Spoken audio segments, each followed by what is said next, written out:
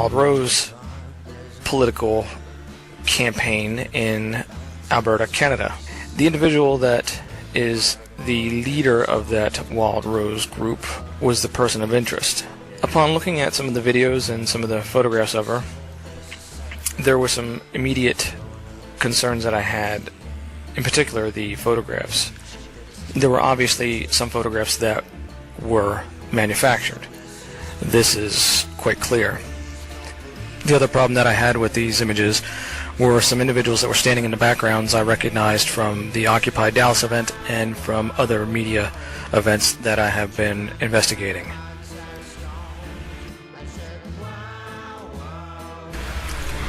When I first started looking at Danielle, there was something about her that I recognized, and it eventually led me to look at Katie Holmes as a possible identification for her. So we have Danielle Smith and Katie Holmes. We take the mouth area from Danielle Smith and we can see that the tops do match and the bottoms do match.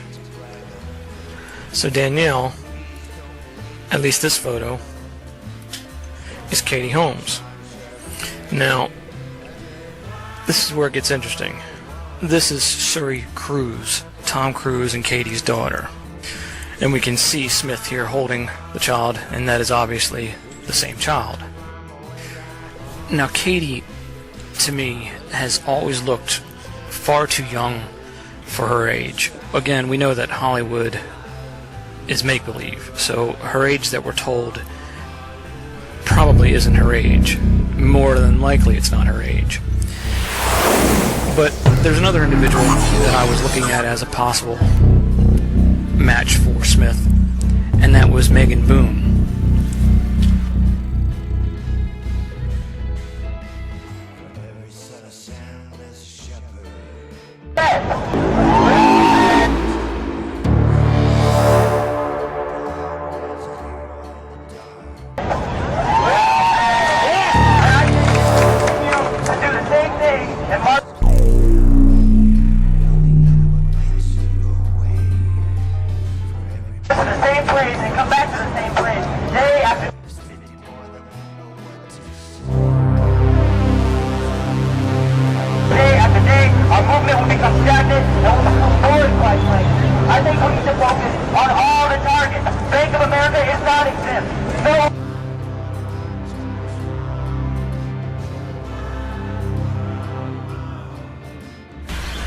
Interesting how he ties himself into the Jackass crew and Johnny Knoxville, considering that Steve-O, whose name is really Yar, is a family member of the Greenbergs, and Denise V. Roll is his aunt. We see him pictured here with Michael Greenberg and Vicky, his aunt, his other aunt, and we have his brother or his father. I don't know exactly who that is, but of course we have Denise V. Roll, his aunt. These photos are from a family trip to Israel in 2008. One is exempt from the crime. Take a minute, and occupiers, we have to let them know that.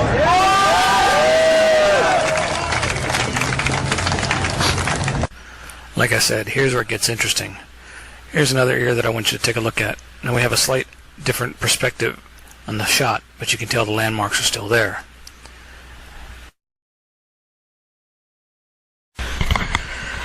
Now we've mapped this ear out before, so we just take that map and we're going to look at this other ear that we haven't looked at, and we can see they do line up. Now I want you to notice something about these ears. They are using techniques to hide the true identity of the person. What I'm doing here is I'm taking the piece that they've added to this one ear and I'm duplicating it and showing you where it would be on this other ear. And you can see then that that ear becomes the ear that we just looked at. They're using several different outer edge latex pieces, which is common in Hollywood. It's easy to modify the edge of the ear, the outer edge. It's very difficult to modify the inside of the ear without making it look horrible. So they also are taking this piece here and using it on the one ear. So now we will make them all the same by duplicating the piece.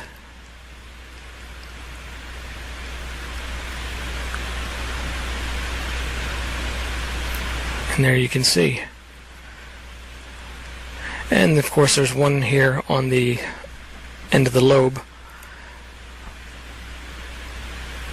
where they're attaching it to the head.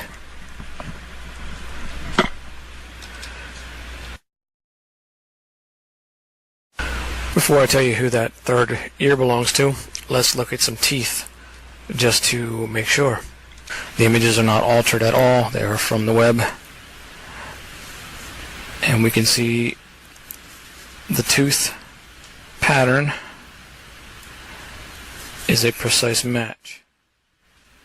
So we can see that these teeth are of the same person. So now you have the biometric data to back up the fact that Danielle Smith is Megan Boone and is also Katie Holmes. But here's the other important person that she also plays. That third ear belonged to this next person. Kate Middleton. Again, now you have the biometric proof with the teeth and with the ears. So let's listen to some audio just to make sure.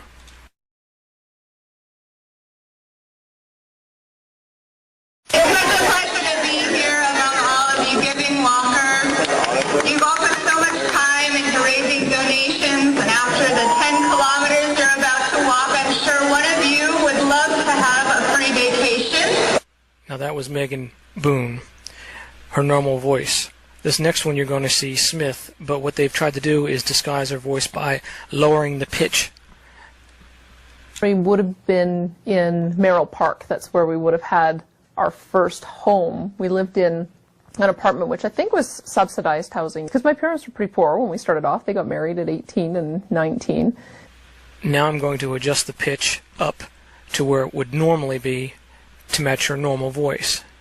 Memory would have been in Merrill Park. That's where we would have had our first home. We lived in... Here among all of you giving Walker. You've offered